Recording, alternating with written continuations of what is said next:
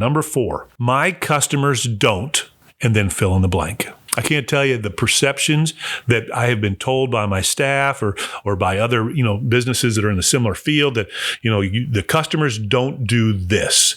Customers won't pay this. Customers only want this. Customers don't like talking on the phone. Customers only respond through text. Customers only do emails. Emails never work. Social media doesn't work. Google is dead and it's over. All these things that I have been told may or may not be true. And don't just assume when somebody says customers don't. Find out. I say this over and over is you need the data because the numbers never lie. Numbers don't tell you everything, but they never lie. One of the conversations, and this is one that's ongoing, and I've had this conversation multiple times with my team, is they're all, usually under the age of 35 that are there.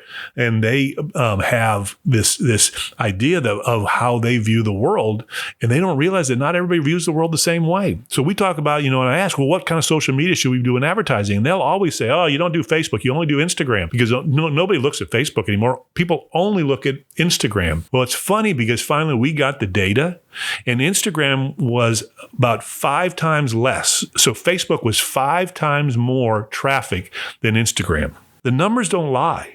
It's just that was what they were using. So they assume everybody else, because all the people that they know and they communicate do it through that. But that doesn't mean that's everybody. So you need to be able to get the numbers and figure out all the answers without just assuming when somebody says this, it may or may not be true.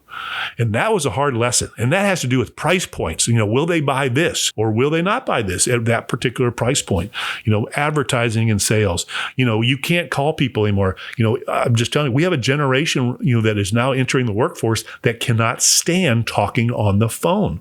And yet 90% of all sales are going to come with a interaction on the phone and face to face, which means they have to learn how to talk on the phone and to be able to communicate. So you have to have training around talking on the phone because they can't stand the phone. And they'll tell you, oh, nobody talks on the phone anymore. Nobody wants to talk on the phone. You can't call these leads on the phone. They're not going to respond, which is absolutely true. 9 out of 10 phone calls are going to go to voicemail, particularly on the first call. But when you've called and left a message that says, hey, don't worry about calling me back. I'm going to call you back again so you can get the information that you want. About the 3rd or 4th phone call, and that they know that you're going to call them again, they will start answering the phone because they know you're reaching out to them and you're trying to get the information that they requested. So it's vitally important that you understand that, figure out the information, get the data, and don't just be assuming when somebody tells you your customers don't, and then fill in the blank.